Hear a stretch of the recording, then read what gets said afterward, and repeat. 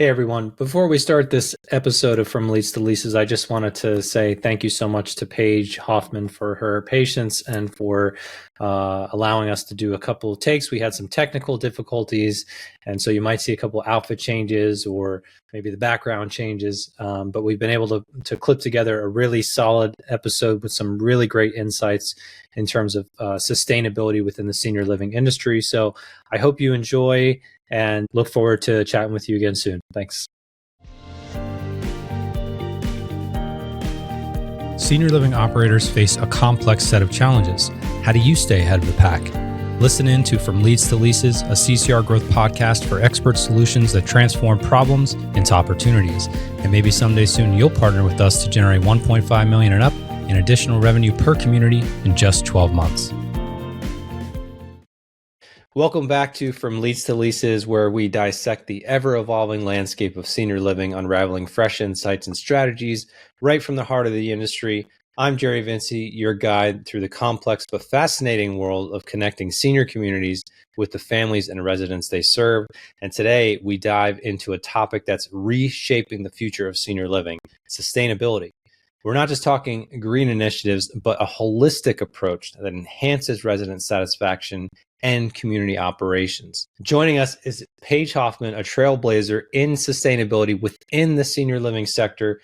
Paige brings over a decade of experience with a dynamic perspective to integrating sustainable practices in every facet of community living, whether it's through leadership coaching, innovative change management, or cutting-edge sustainability planning. Paige is redefining what it means to live and thrive in today's senior communities. So stay tuned as we explore how senior living can embrace sustainability to not only conserve resources, but also to cultivate vibrant, thriving communities that appeal to the conscious consumer of today. So welcome, Paige, and thank you for joining us on the show. Thank you for having me. So happy to be here. So I guess first, let's just talk about how you got started in the sustainability industry. That's not something that we come across often, or that at least I've had the pleasure of interviewing someone in that position often. So I'm curious what that entails. Sure. So it's a relatively new, I think it's a new role for most of the industries. My professional experience prior to working in the senior living industry was operations, business admin, HR, specifically for very small early stage startups. And I'd studied corporate and environmental sustainability in college. So I started running at the business office at a senior living community because of two reasons. I was really seeking to find something more established that wasn't a brand new startup. And the other one was that I was looking to use my skill set for an organization that was more mission driven. So on my first day at Cordia, I knew I'd found my home. There was a soul to the property and community. My inspiration was reignited. And I got really lucky because although I was in the business office, I directly reported to the CEO, who was a total visionary. And she accepted all that intrinsic curiosity and was patient with all the questions that I had. And she really let me run with things. So once I got my footing and really honed in my skill set within the business office, I realized I had a really fresh perspective on a lot of the parts of senior living because I was new. I was coming from the outside. So I wasn't used to the way that we'd always done it. And she let me dig in as long as it was connected to the mission and as long as it was helpful to our operations. And the more that I looked into senior living, it was like putting on a pair of bifocals and learning to see the world of senior living through two equally important lenses. So at the top, I was asking, okay, I see my surroundings, but how can we create a community that is even more top-notch for our residents, for our potential residents, family members, employees, investors, the environment? And it's important to note that the community that I was working for was already really wonderful, but I was getting the opportunity to ask what could be better. Yeah. And then the other half of the lens that I was looking at was, okay, this is good, but how can we keep this up long-term? Who are our future seniors, our future investors? How will the environment situation that's changing change our options down the road? What could we be doing now that our future selves will thank us for? And what negative consequences do we have if we don't plan ahead? So those were the two lenses I really started looking at everything I was doing in. And I remember having this aha moment with my CEO where I said, oh my gosh, the entire industry can benefit from thinking like this. Why aren't we all doing it? I like how you use the word soul to describe the organization. I think that's so important nowadays. That's one of the things I think when we try to partner with other senior living providers is we're trying to find providers that have the same values that we have. So I think that the fact that you found an organization that shares those values, it makes it so much easier to then share your vision and mission and have it be heard and then carried out. So that's pretty exciting for you. 100%. Yeah, I could not agree more. I had goosebumps on my first day, and not once; it was multiple times, and I just kept going. Oh my gosh, there's just heart here, and the residents feel it, and the staff feels it, and we could optimize some things, but there's some real soul, and if you start with that, you can do almost anything. Yeah. So now that you've kind of settled into that role, what are you focusing on now? Sure. My main focus has narrowed down into two real areas. On the operational side, I'm working with our teams to optimize a lot of the initiatives that we've already launched.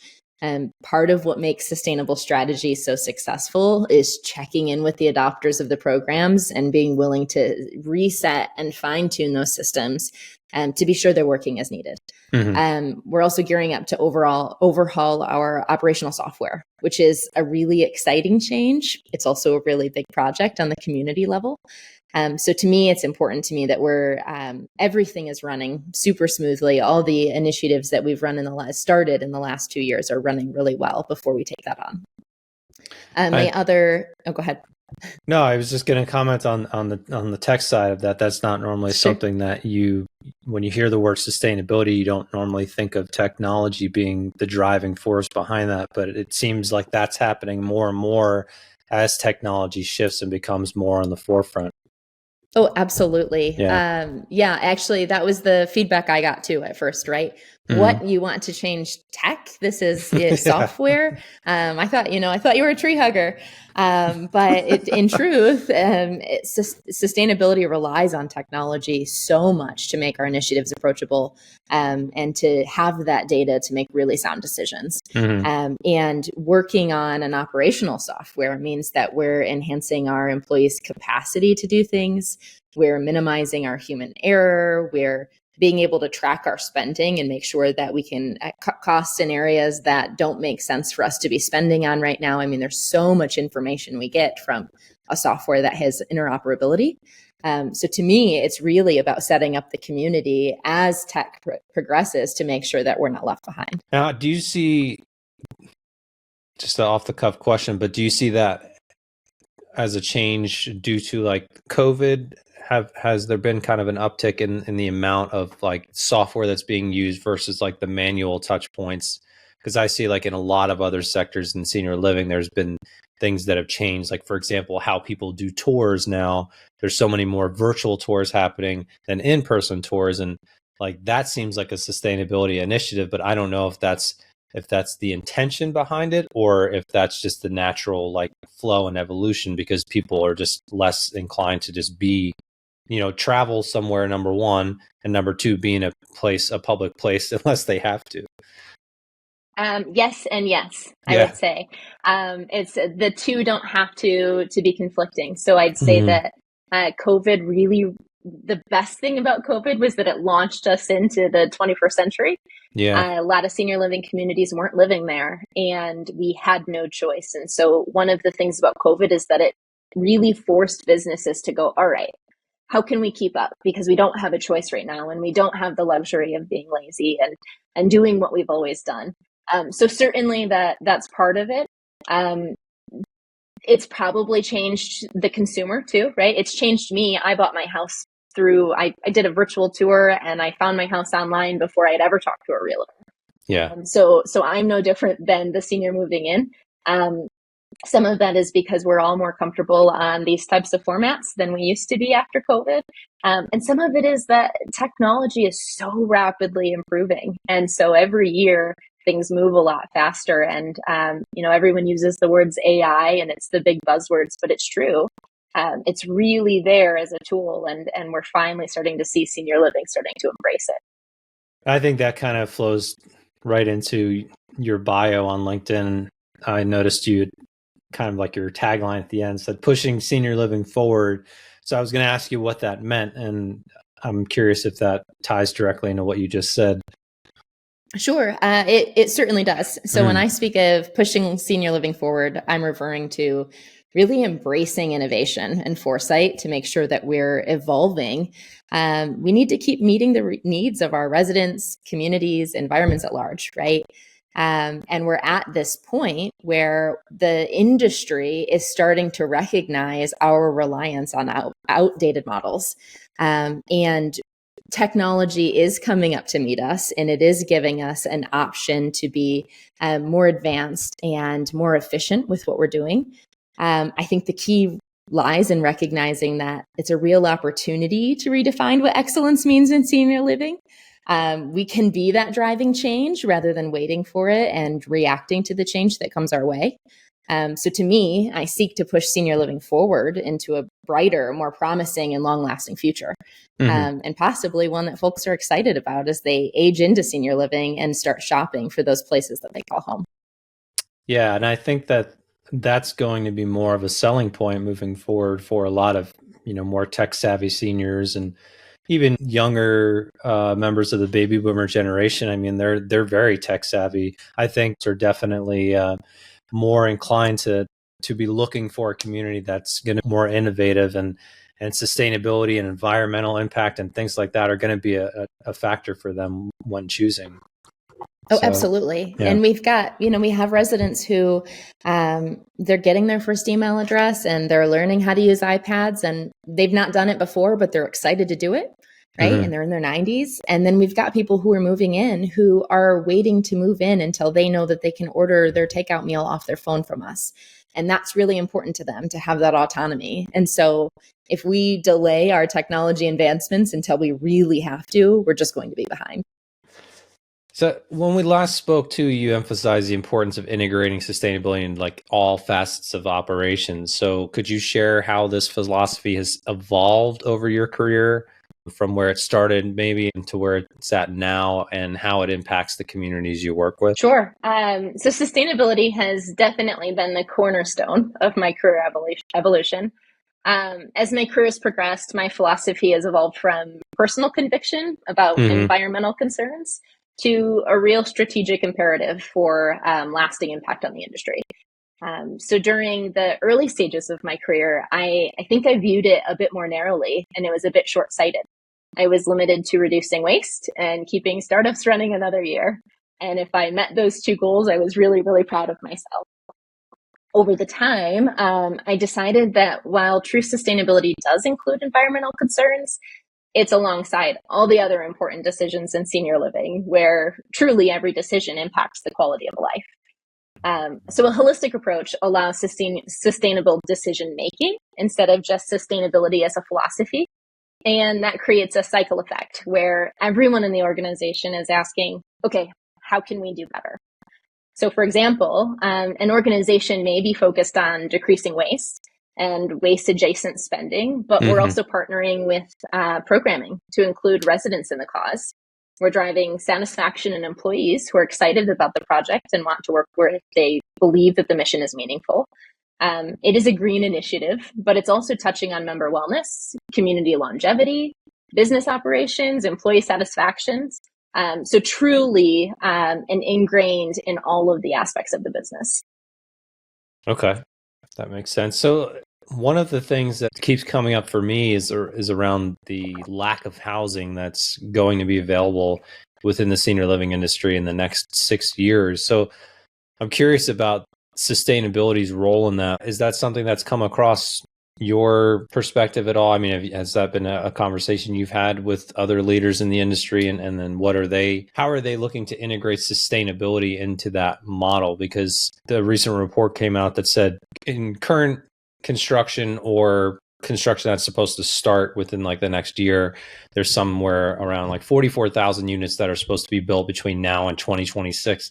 And that's like it's like half or like only a third of what's actually going to be needed to make sure that everyone has available housing. So I'm like, wouldn't sustainability be a big movement within that? Because, within sustainability, we could repurpose existing infrastructure or take infrastructure from hospitals or schools or other types of buildings and then repurpose those for senior housing as well. Absolutely. So you're talking about sustainability in the built environment, and I could go off on this wild tangent about it. I get so excited. The best way, if we're talking about carbon emissions, which isn't usually on the forefront of sustainability or senior living conversations, the best way to reduce those carbon emissions is to reuse buildings.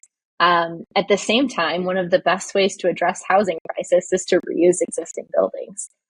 So there's certainly a role of sustainability there in a few different ways.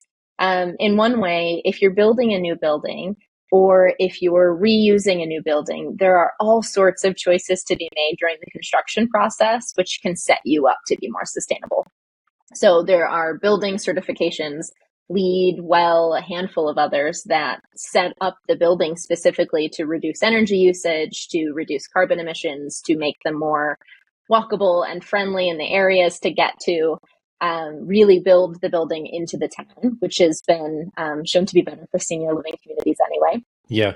But if you're redoing the buildings, or if you're just repurposing a building and you don't care about that certification, you're still setting us up for a better long-term housing option. So to me, the question is, even if we meet all of the housing numbers that we need to meet for the demand, do we have quality places to live? Right? If I'm aging into senior living and there's all sorts of places, but none of these places reflect my values, it doesn't do us any good.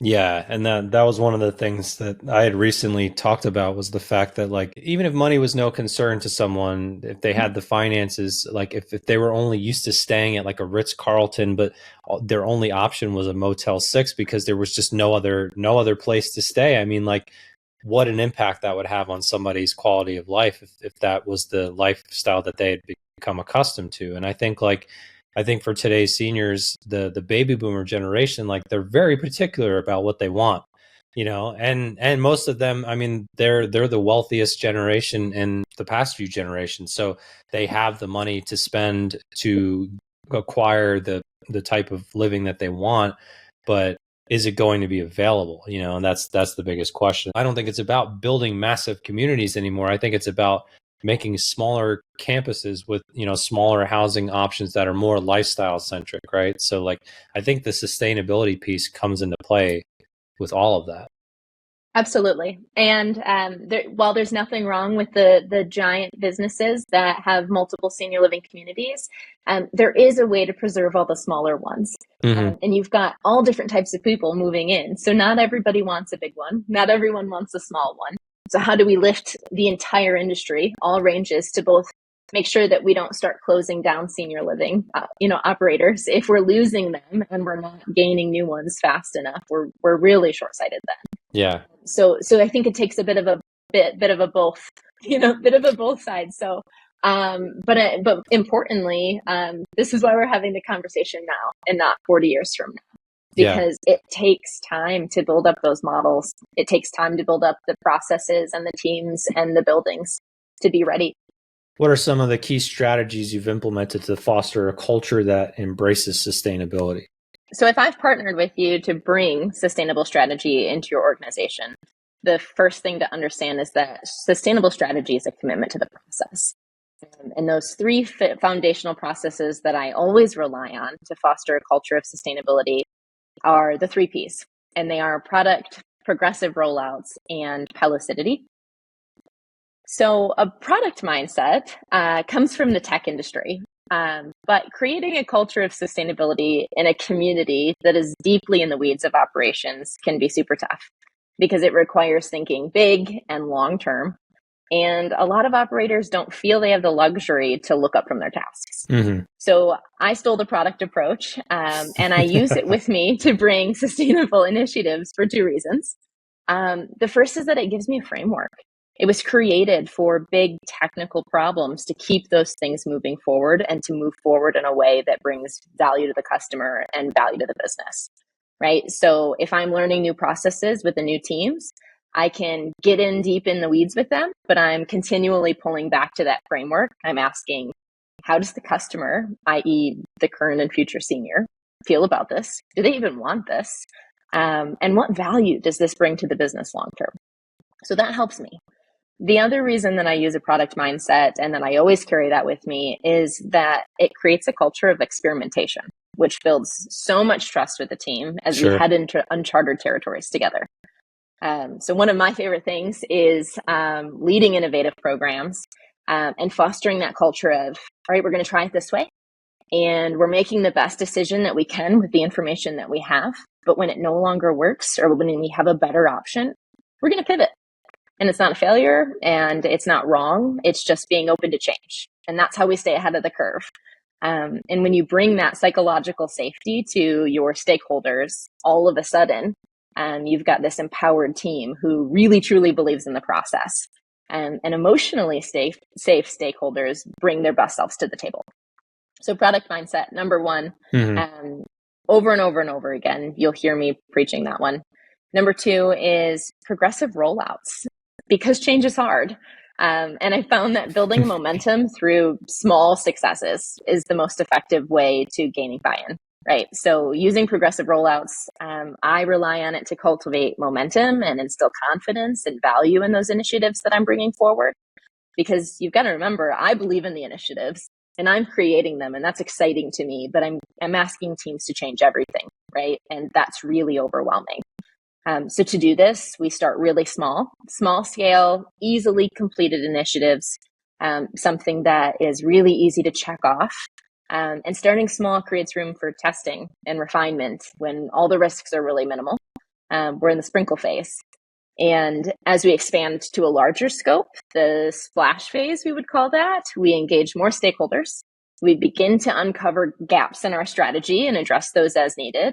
And what this does is it helps foster flexibility. It bolsters more trust with the team. And then by the time we've mastered this and we've got flood phase, which is implementing change widely, we've already established a culture of sustainability and we've proved the transformative impact of those efforts.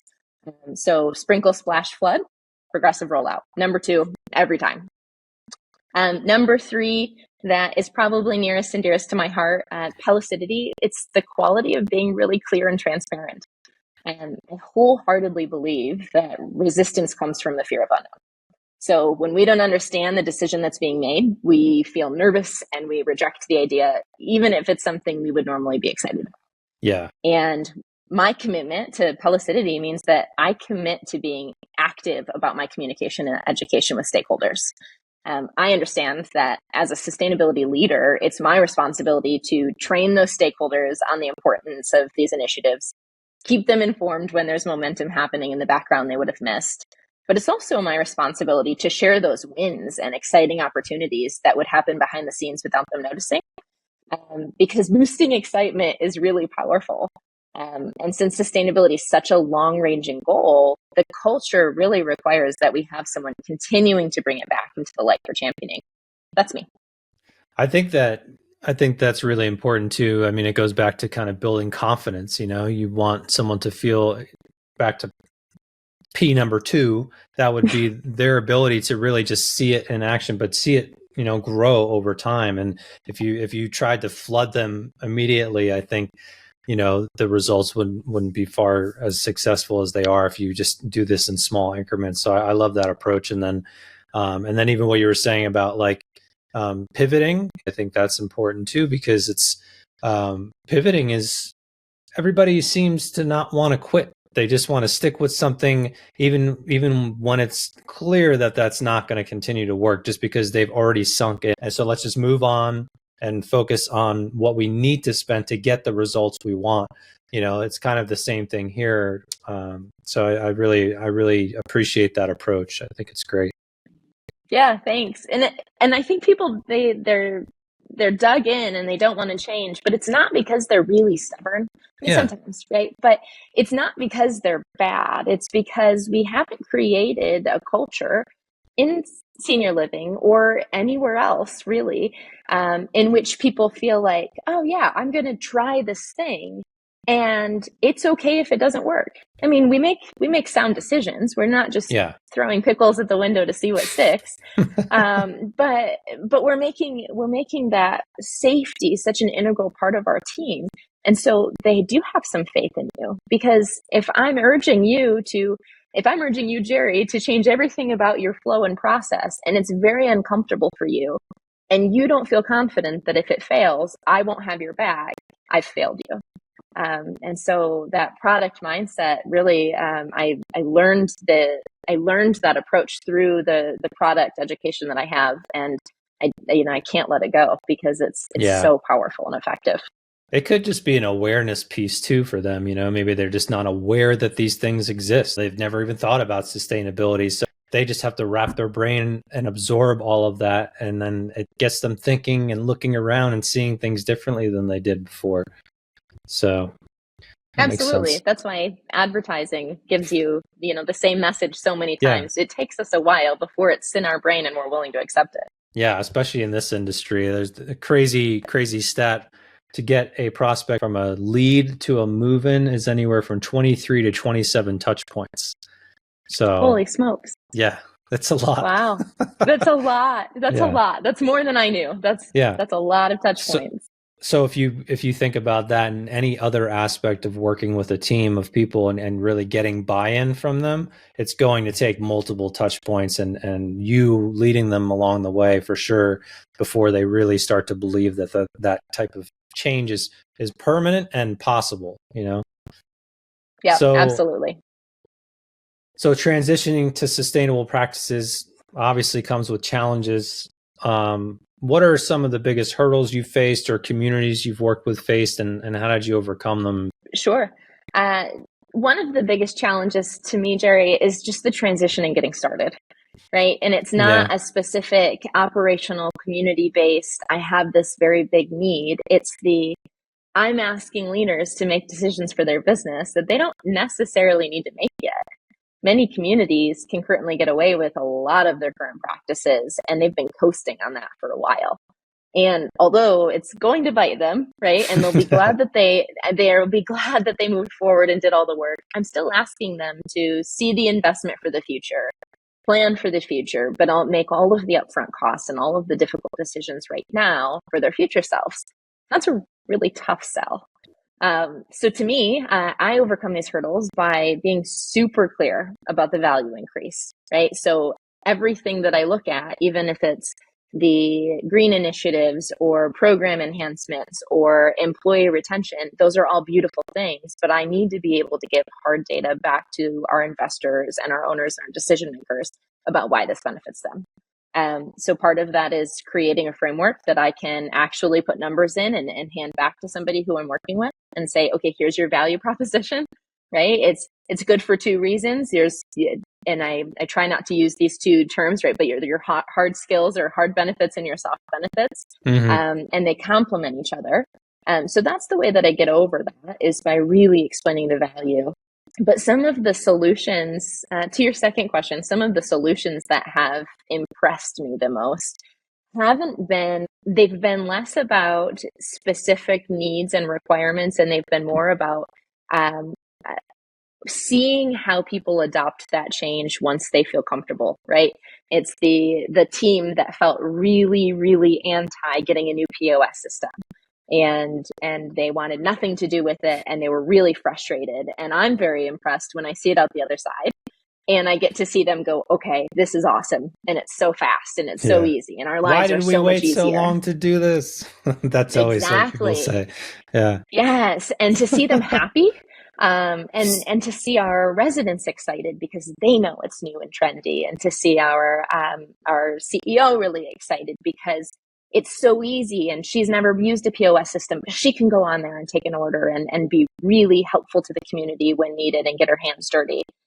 That's been super exciting to me, is just to watch the evolution of that trust build as we have done the progressive rollouts through different initiatives. I would think too that, I mean, it's got to be different for everybody you work with. Like, do you establish kind of a set, are you familiar with OKRs, like objectives and key results? Like, are you establishing those prior to actually rolling things out? I mean, and then that would be unique for each individual case by case basis, I would imagine. 100%. Yeah. I would say the using OKRs in your strategic plan is I feel so passionate about it. I read Measure What Matters, and everything changed, and started realizing and it was so great. And I honestly, I think I used the term OKRs, objectives, key results, for 2 years before I read the book. And I felt like, okay, there's this business proposition, and you're supposed to write down how you know you're successful and what you can look at to evaluate. But until I really read the book, I wasn't sold. I thought, all right, this is business jargon, but it is so helpful. It is so helpful because sustainability is a long-ranging goal, right? We're long-reaching and we don't have an end goal. So unlike saying, okay, we know that our reusable container program is going to knock our socks off, here are our 3 ways we can measure that. We're going, as a community, how do we know that all of these tiny projects that we're committing to are bringing us closer to our goal? And so it's really exciting for me to help teach organizations or help teach teams. This is how you know.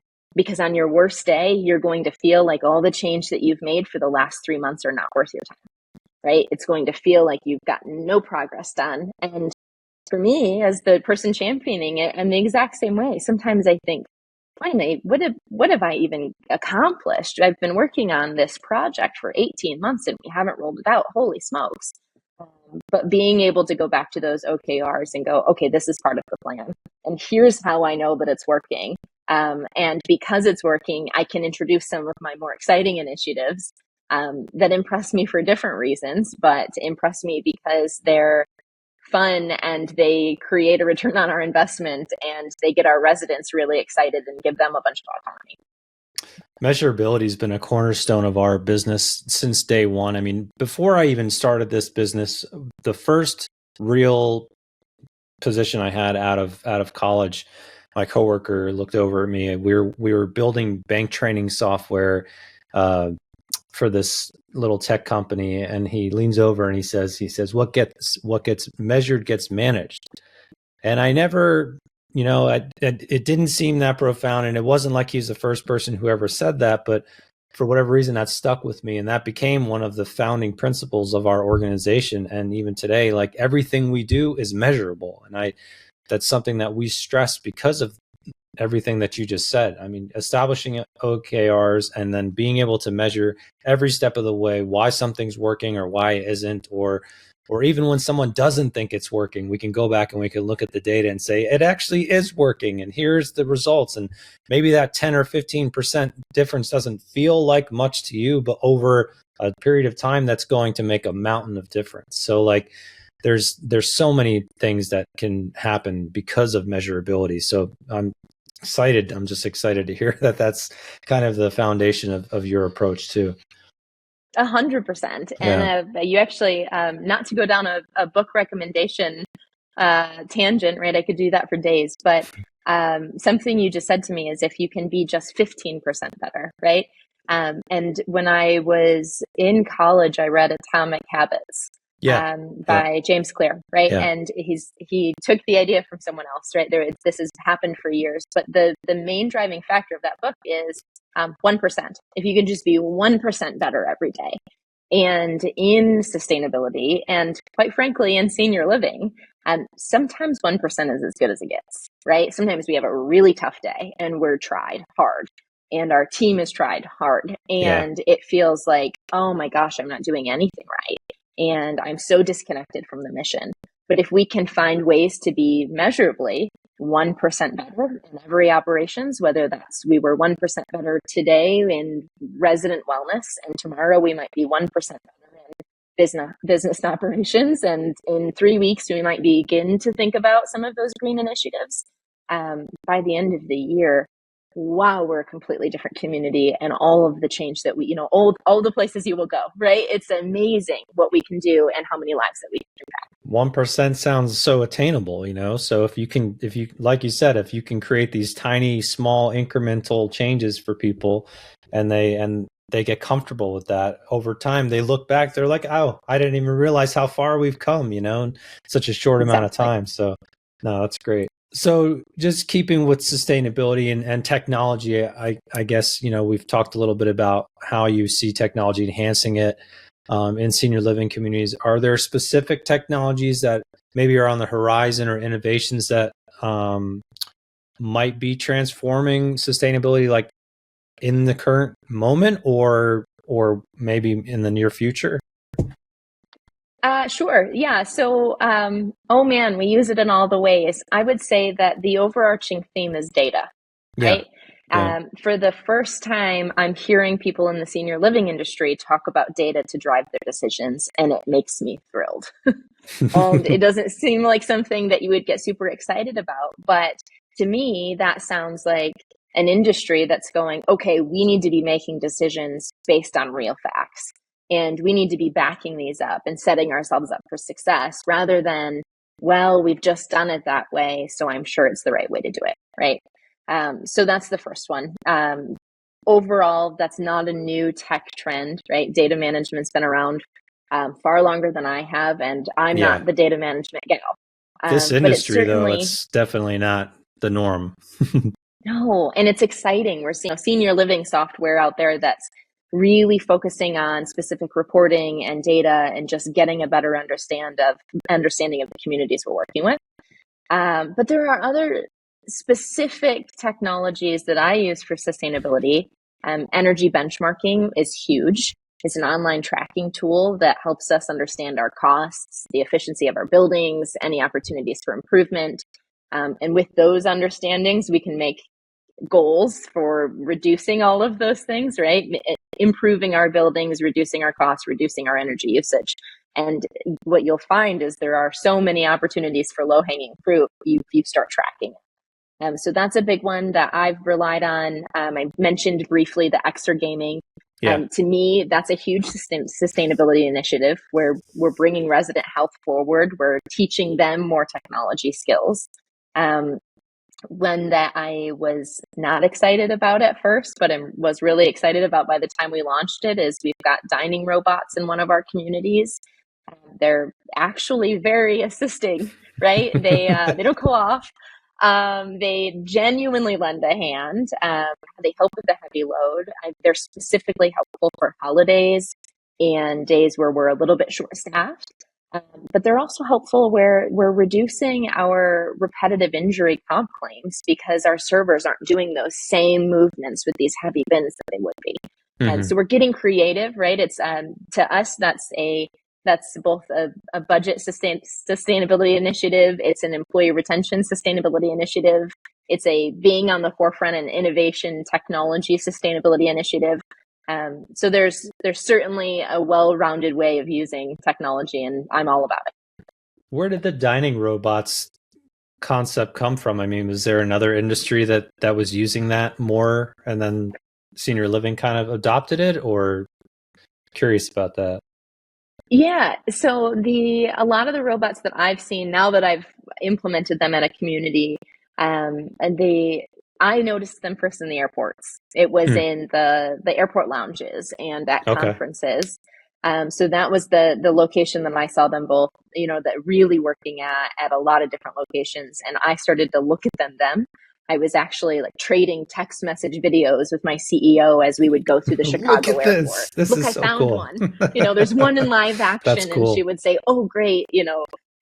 See what it says if you do something." Or we would, next time you go through Chicago, walk in front of it and see if you can get it to hit you, right? Because that's the That was the big concern. Would they run into walkers? Right. So I think that they started there. I don't, they're widely used in hospitals, and I know that they're doing some deliveries, but I think that COVID really helped that take off, is specifically in actual restaurants that have nothing to do with senior living. I've seen them in hospitals where they help open doors and they'll help even hold medication and things like that, but not anything like you're describing. So I was curious about that, because that's really innovative and exciting to think about, like the sustainability factor when it comes to like the dining staff too. Like it's not just about helping residents, it's also about helping the staff, be safer and more efficient with their time as well. So they can focus on, the needs of their residents. I think that's great.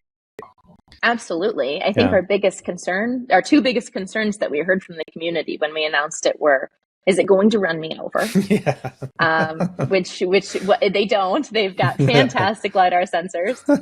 But that was a big concern. We did a lot of demonstrations.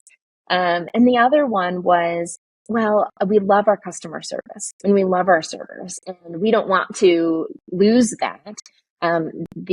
Now that we've already done this and we've gotten some reviews, we have just as much, if not more, time with our servers. Our servers are now spending time having great customer service with us, while our robot, who we've named community-wide, is sending the dishes back into the kitchen. And therefore, our servers can really take the time to get to know the guest of a resident who lives at our location. That's great. I mean, that's what everybody wants. Community connection, not just with the residents themselves, but everyone who's there, it needs to be a part of that community. So I think that's awesome. That's really cool. We've talked obviously about your personal commitment to sustainability, and your passion is kind of just bleeding out of you at this point. But how do you see your role evolving in the next few years within the senior living industry? Sure. I'm at a really pivotal transition point for my role actually right now. Mm-hmm. I started this role boots on the ground at one specific property. And when things started to go well and I had the capacity to expand, because I'm not in all of the operations, I added a second property with slightly different needs, but the same management team and same philosophy. And at this point, I'm taking my work to the industry, and we're seeking to drive impact at a much larger scale. We're helping communities find their sustainable path forward.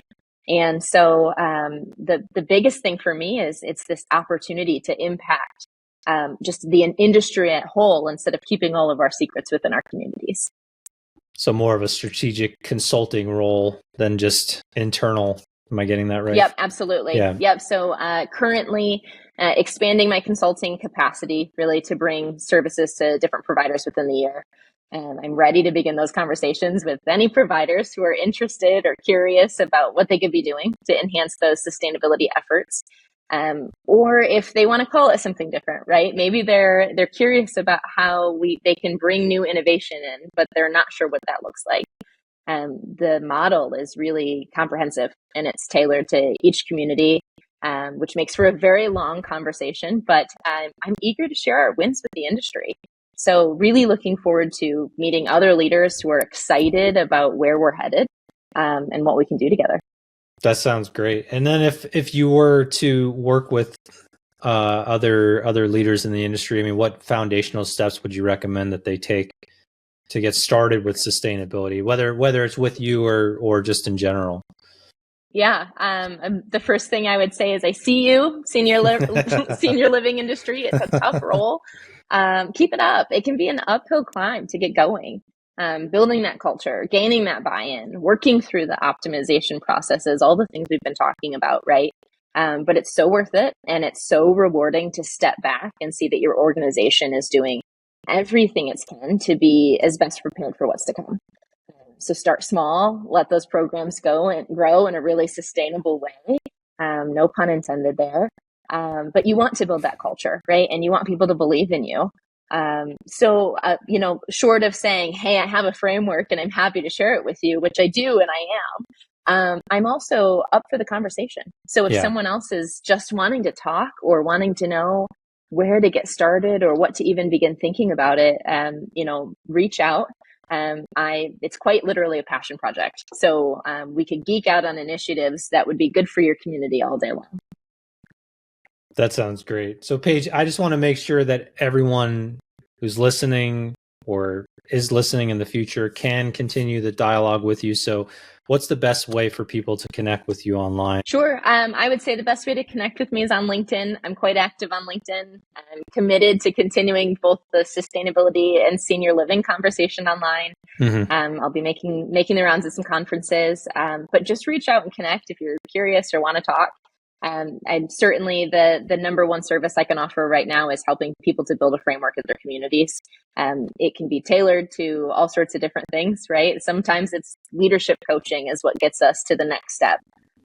But always happy to just have that conversation, and really excited to be inspired by all the other leaders out there too, who are also pushing senior living forward, but in the way that they know how. Yeah. Okay. Well, it sounds great. Thanks for all your time today. I really appreciate it. Hey, thanks for your conversation. Yeah. There you have it, everyone. Another powerful discussion here on From Lease to Leases. I want to thank Paige Hoffman for joining us today and sharing her invaluable insights into sustainability and senior living. It's leaders like Paige who inspire us to think differently and drive meaningful change across the industry. Remember, sustainability isn't just about being green. It's about creating environments where older adults can live with dignity and joy, supported by practices that ensure long-term viability and wellness for both the community and the planet. So thank you for tuning in. If today's conversation sparked your interest, or if you're seeking ways to innovate in your own senior living community, don't hesitate to reach out or connect with us or with Paige. Together, let's push the boundaries of what senior living can be. I'm Jerry Vinci, CEO of CCR Growth. Thank you for joining us on From Lease to Leases, where we're giving you all these great senior living industry insights for free and asking nothing in return other than for you to like, subscribe, and share this episode with anyone who might find it useful. So I'm truly grateful for your time and attention. Until next time, lead with strategy and with heart. Chat with you again soon. Thanks for tuning in. Explore more at ccrgrowth.com. At CCR Growth, we've developed the Senior Growth Innovation Suite to unlock an additional $1.5 million and up in revenue per senior living community within a year. We specialize in generating quality leads, expediting sales, and reducing acquisition costs. Let's connect soon.